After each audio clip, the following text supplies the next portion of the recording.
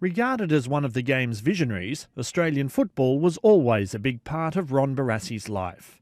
His father's career with the Demons was cut short when he was killed during the Second World War, but the club took young Ron in and he lived with the legendary Melbourne coach Norm Smith.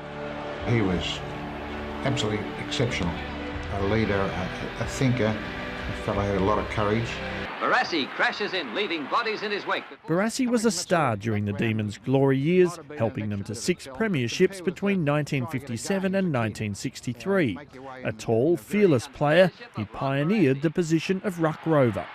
Melbourne's dynamo Ron Barassi in the thick of all the heavy going. I didn't like getting beaten for the ball or on the scoreboard, so all those things combined in a physical contact game, which is it's a very handy asset to have. But his desire to coach would lead to what Melbourne fans considered an act of betrayal. In 1964 he moved to Carlton and as captain coach won 2 premierships.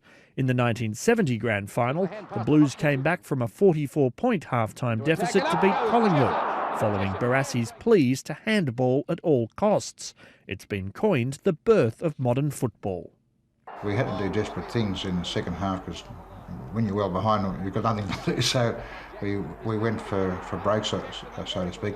From Carlton, he went to North Melbourne and won another 2 premierships with his tough coaching style. Darryl, you are a I'll tell you why.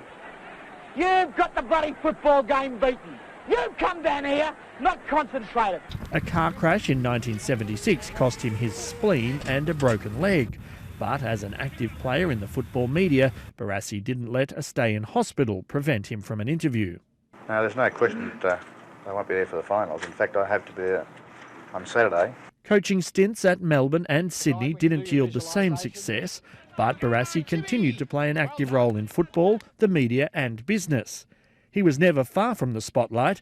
As a 72-year-old in 2009, he stepped in to stop an altercation on the streets of St Kilda. It resulted in broken ribs and bruising, but also earned him numerous bravery awards. But would he do it again? I think I would. When I say I think, it's an instantaneous thing, and that's how I feel as a person. A brave man on and off the field.